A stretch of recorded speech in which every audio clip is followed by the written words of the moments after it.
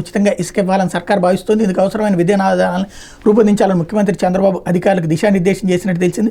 2014-19 కాలంలో ఇసుక విధానం ఎలా ఉంది, పేదలకు ఎట్లాంటి మేలు జరిగింది, 1924 వరకు ఇసుక అమ్మకాల విధానం ఎలా ఉంది, ఎవరు లబ్ధి పొందారు, ప్రభుత్వానికి జరిగిన నష్టం, పేదల గృహ నిర్మాణ రంగానికి జరిగిన నష్టం ఎంత అంచనా వేయాలని ఆదేశించారన్నటువంటి వార్తని హైలైట్ చేశారు. బేసిక్గా ఉచిత ఇసుక ఇవ్వడానికి ఒక కాన్సెప్టు ఇప్పుడు ఇళ్లకు సంబంధించి పేదలకు ఉచితం అన్నటువంటిది జగన్ సర్కార్ కూడా చెప్పింది.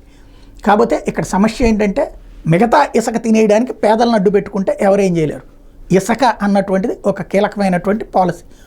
గతంలో ఎక్కువ రేట్ అయ్యింది అన్నటువంటిది ఖచ్చితంగా ప్రజల్లో ఉంది జగన్ వచ్చాక. ఎందుకంటే అంతకుముందు ఫ్రీ అని చెప్పి లారీకి 15,000 రూపాయలు తీసుకుంటే వీళ్ళు డబ్బులు పెట్టడం వల్ల 40,000 రూపాయలు అయింది. అది ఖచ్చితంగా ఆగ్రహం ఉంది. ఇప్పుడు దాంట్లో 15,000కో 20,000కో ఇప్పించడంలో తప్పు లేదు. ఫ్రీ అంటే ఆ డబ్బులు వెళ్ళేది రాజకీయ నాయకులకు తప్పించి ప్రజలకైతే ఫ్రీగా రాదన్నటువంటి ఇక్కడ విషయం. కానీ పబ్లిక్గానే ఫ్రీ పేరుతో దాన్ని అమ్మితే జనం దాన్ని పాజిటివ్గా తీసుకుంటారనేది కూడా ఆలోచించాలి. సరే, ఎవరి ఆలోచన ఎట్లా ఉంటుంది, ప్రజలు ఎలా ఆలోచిస్తారు అన్నటువంటి రాబోయే రోజుల్లో చూడాల్సి ఉంది. విధానాలకు సంబంధించినటువంటి వ్యవహారం ఏం జరుగుతుందని ఇది దినపత్రికలో వచ్చిన వార్తలు వెనకాల జరుగుతున్న పరిణామాలు.